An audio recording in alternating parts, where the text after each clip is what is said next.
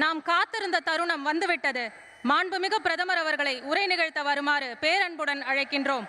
The wait is over. The moment has arrived. We are enthusiastic and excited to listen to the insights our Honorable Prime Minister has to share. We welcome our respected Prime Minister to address the gathering.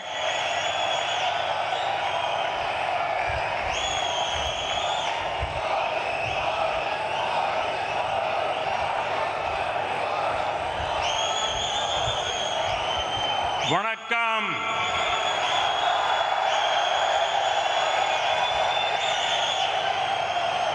Tamil Nadu के governor RN Ravi ji, मंत्रिमंडल में मेरे सहयोगी Kinjarapu Rammohan Naidu ji, doctor L Murugan जी, तमिलनाडु के मंत्री तंगम तेनरसु जी, doctor TRB राजा जी, P Gita जीवन जी,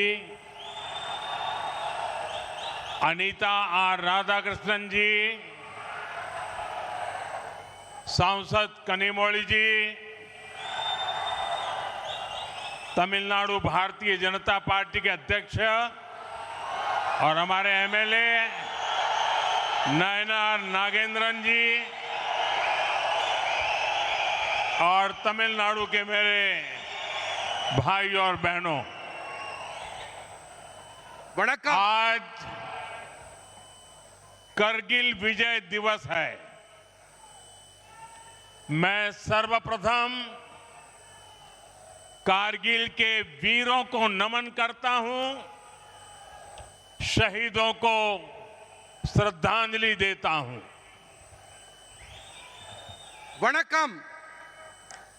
தமிழ்நாட்டின் மாண்புமிகு ஆளுநர் RN ரவி அவர்களே, அமைச்சரவையில் என் சகாவான கிஞ்சரப்பு ராமமோகன் நாயுடு அவர்களே, டாக்டர் L முருகன் அவர்களே, தமிழ்நாட்டின் அமைச்சர் தங்கம் தென்னரசு அவர்களே, B கீதா ஜீவன் அவர்களே, அனிதா ராதாகிருஷ்ணன் அவர்களே, மக்களவை உறுப்பினர் கனிமொழி அவர்களே, சட்டப்பேரவை உறுப்பினர் மற்றும் பாரதிய ஜனதா கட்சியின் தலைவர் மாநில தலைவர் நயினார் நாகேந்திரன் அவர்களே,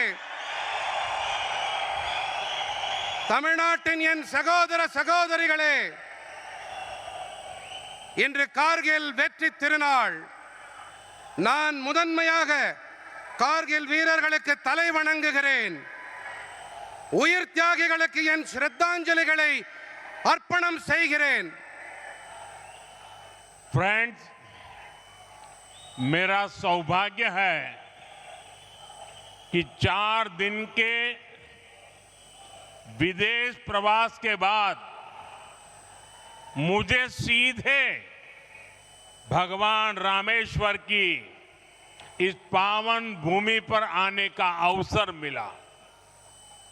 विदेश प्रवास के दौरान भारत और इंग्लैंड के बीच ऐतिहासिक फ्री ट्रेड एग्रीमेंट हुआ है।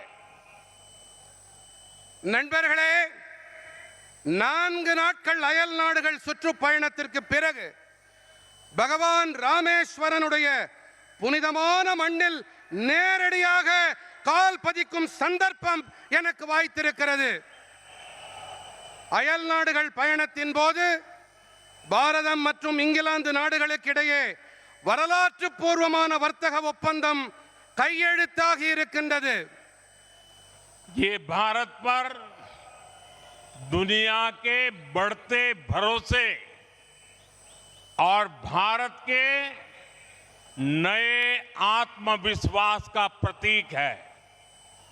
इसी आत्मविश्वास से हम विकसित भारत बनाएंगे, विकसित तमिलनाडु बनाएंगे। பாரதம் மீது உலகம் அதிகரித்து வரும் நம்பிக்கை, பாரதத்தின் புதிய தன்னம்பிக்கை ஆகியவற்றின் அடையாளம் இது. இந்த தன்னம்பிக்கையோடு நாம் வளர்ச்சியடைந்த பாரதத்தை படைப்போம், வளர்ச்சியடைந்த தமிழ்நாட்டை உருவாக்குவோம். आज भी यहां भगवान रामेश्वर और भगवान तिरुचेंदूर मुरुगन के आशीर्वाद से तूतुकुड़ी में विकास का नया अध्याय लिखा जा रहा है। 2014 में तमिलनाडु को डेवलपमेंट के शिखर पर ले जाने का जो मिशन शुरू हुआ था, तूतुकुड़ी लगातार उसका साक्षी बन रहा है। இன்றும் கூட பகவான் ராமேஸ்வரன் அறுபடை வீட்டின் இரண்டாம் படை வீடாம் திருச்செந்தி நகருரையும் செந்தூர் முருகன் ஆகிய தெய்வங்களின் நல்லாசியோடு தூத்துக்குடியில் வளர்ச்சிப் பணிகளின் புதிய அத்தியாயம் எழுதப்பட்டு வருகின்றது.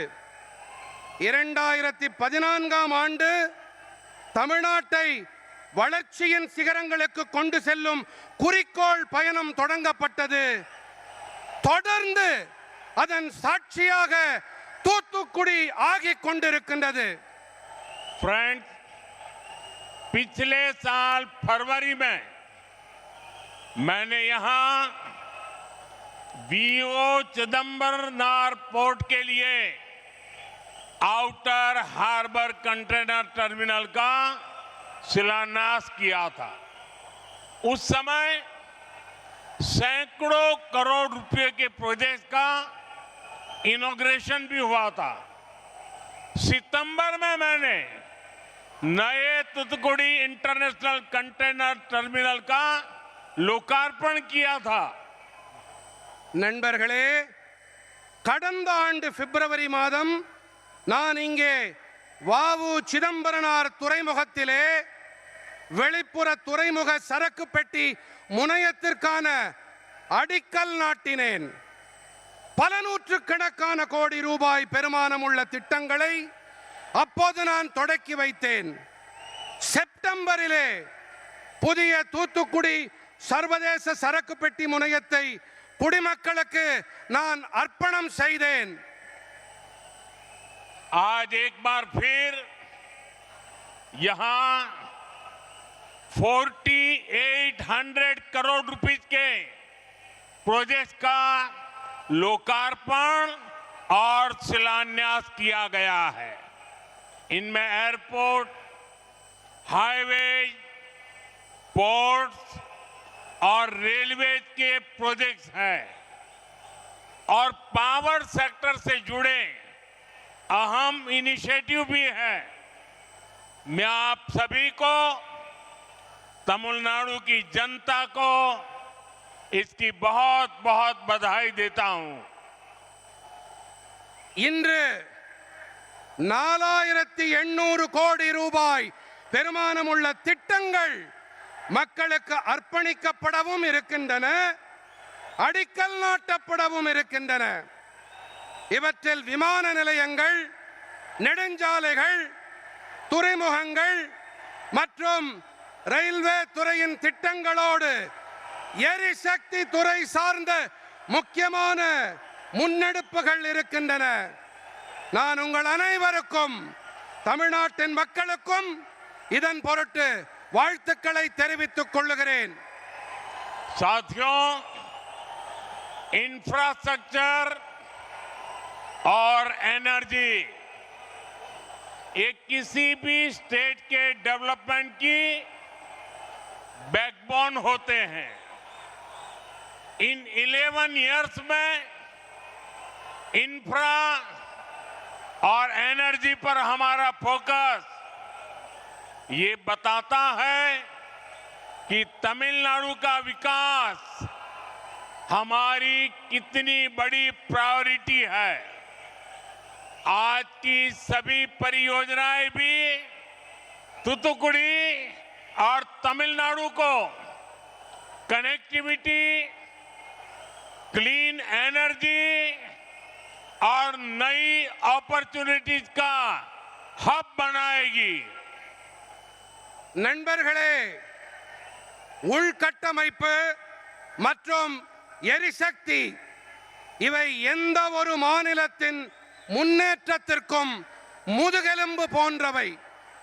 இந்த 11 ஆண்டுகளிலே உள்கட்டமைப்பு மற்றும் எரிசக்தி துறைகளின் மீது நமது முனைப்பான கவனம் நமக்கு என்ன தெரிவிக்கிறது என்றால், தமிழ்நாட்டின் வளர்ச்சி நமக்கு எத்தனை முதன்மையானது என்பதைத்தான்.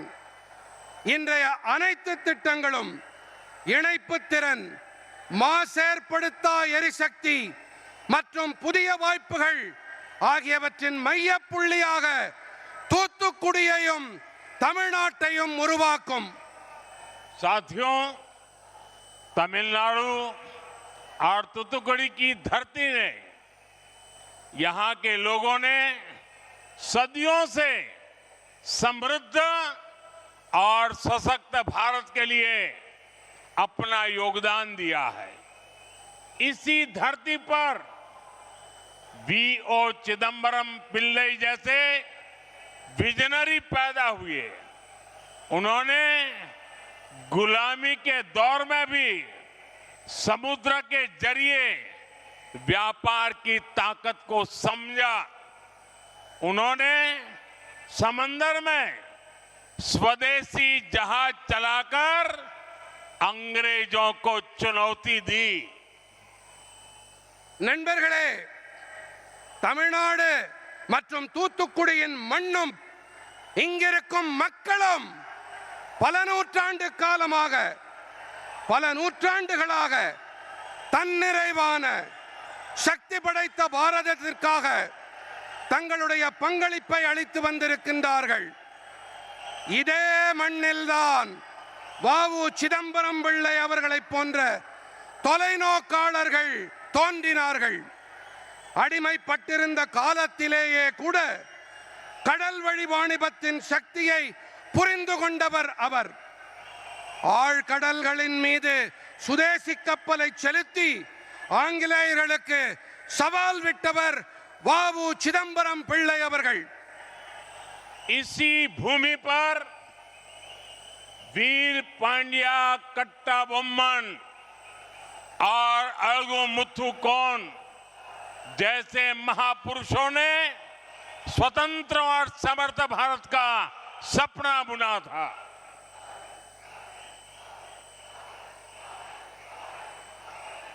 இந்த மண்ணில்தான் வீரபாண்டிய கட்டபொம்மன், அழகுமுத்துக்கோன் போன்ற மாமனிதர்கள் சுதந்திரமான வல்லமை மிகு பாரதம் படைக்கும் கனவை காணச் செய்தார்கள்.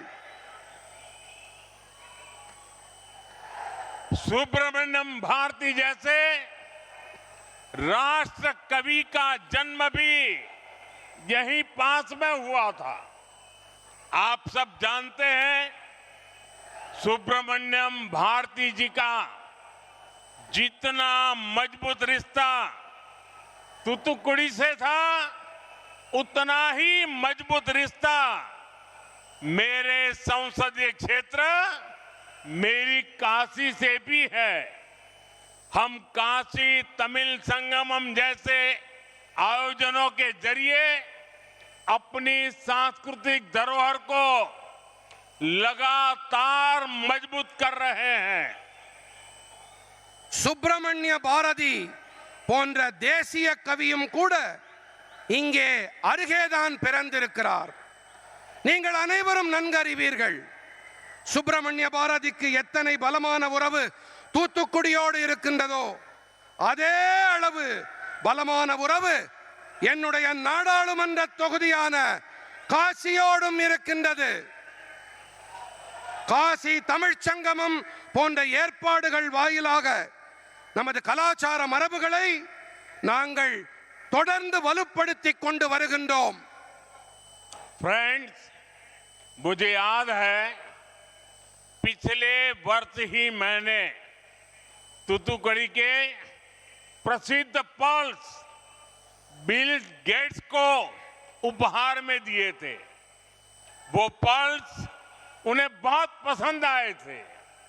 यहाँ के पांड्या पर्ल्स एक समय पर पूरी दुनिया में भारत की इकोनॉमिक पावर का सिंबल हुआ करते थे।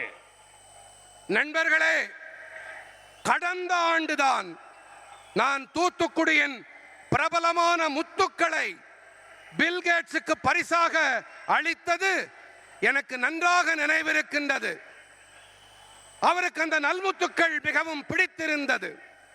நமது பாண்டி நாட்டு முத்துக்கள் ஒரு காலத்தில் உலகம் முழுவதிலும் பாரதத்தின் பொருளாதார வல்லமையின் அடையாளமாக இருந்து வந்தது. साथियों, आज हम यहां अपने प्रयासों से विकसित तमिलनाडु और विकसित भारत के विजन को आगे बढ़ा रहे हैं। ब्रिटेन और भारत के बीच फ्री ट्रेड एग्रीमेंट हुआ है। एफटीए भी इसी विजन को गति देता है। நண்பர்களே, இன்று நாம் இங்கே நமது முயற்சிகளின் காரணமாக வளர்ச்சியடைந்த தமிழ்நாடு மற்றும் வளர்ச்சியடைந்த பாரதம் என்ற தொலைநோக்கினை முன்னெடுத்து முன்னேறி கொண்டிருக்கின்றோம். பிரிட்டன் மற்றும் பாரதத்திற்கு இடையே நடந்த எஃப்டிஏ தடையில்லா வர்த்தக ஒப்பந்தமும் கூட இந்த தொலைநோக்கிற்கு வேகம் அளிக்கின்றது. आज भारत की ग्रोथ में दुनिया अपनी ग्रोथ देख रही है। ये एग्रीमेंट भी भारत की अर्थव्यवस्था को नई मजबूती देगा। इससे दुनिया की तीसरी बड़ी इकोनॉमी बनने की हमारी रफ्तार और तेज होगी। இன்று பாரதத்தின் வளர்ச்சியிலே உலகம் தனது வளர்ச்சியை காண்கிறது. இந்த ஒப்பந்தமும் கூட பாரதத்தின் பொருளாதாரத்திற்கு புதிய பலத்தை அளிக்கும். இதனால் உலகத்தின் மூன்றாவது பெரிய பொருளாதாரமாக ஆகும். நமது வேகம் இன்னும் விரைவாகும். साथियों, इस एफटीए एग्रीमेंट के बाद ब्रिटेन में बिकने वाले 99% भारतीय प्रोडक्ट्स पर कोई टैक्स नहीं लगेगा। ब्रिटेन में भारतीय चीजें सस्ती होंगी तो वहां डिमांड बढ़ेगी और यहां भारत में उन चीजों के निर्माण के लिए ज्यादा मौके बनेंगे। நண்பர்களே, இந்த ஒப்பந்தத்திற்கு பிறகு பிரிட்டனில் விற்பனையாகும் 99% பாரத நாட்டு பொருட்களின் மீது எந்த ஒரு வரியும் விதிக்கப்படாது. பிரிட்டனில் பாரத நாட்டு பொருட்கள் விலை மலிவானவையாக இருக்கும். அங்கே அவற்றுக்கான தேவை அதிகரிக்கும்.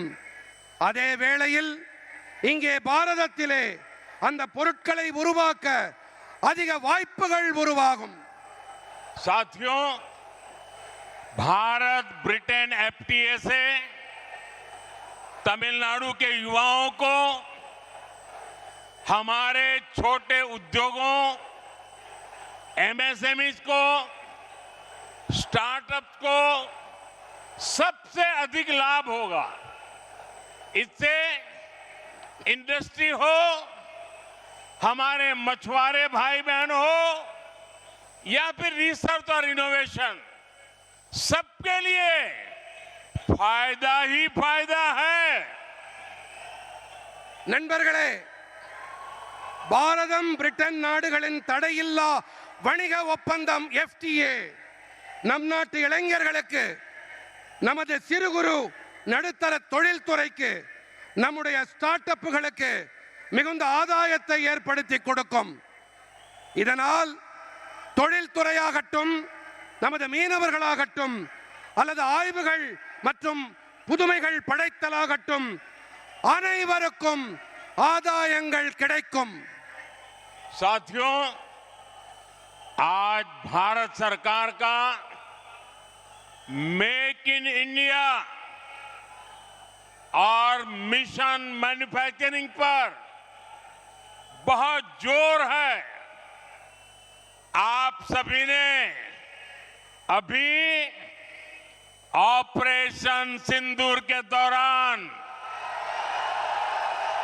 मेक इन इंडिया की ताकत देखी है।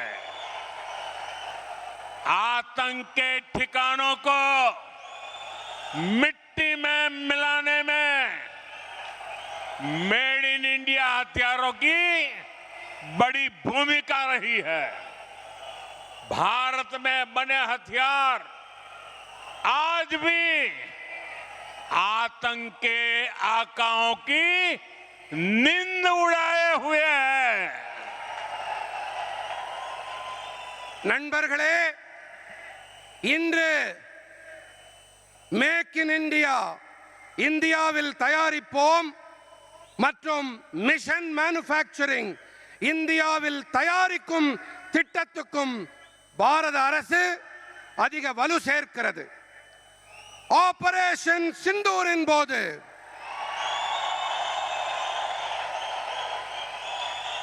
இந்தியாவில் தயாரிப்போம் குறிக்கோளின் பலத்தை கண்கூடாக பார்த்திருப்பீர்கள்.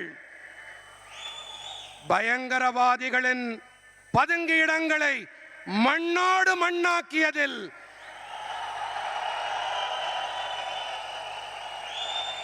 இந்தியாவில் தயாரிக்கப்பட்ட ஆயுதங்களின் பெரும் பங்களிப்பு இருந்தது. நம் நாட்டில் தயாரிக்கப்பட்ட ஆயுதங்கள் இன்றும் கூட பயங்கரவாதத்தை ஆதரித்தவர்களை தூங்க விடாமல் செய்திருக்கிறது.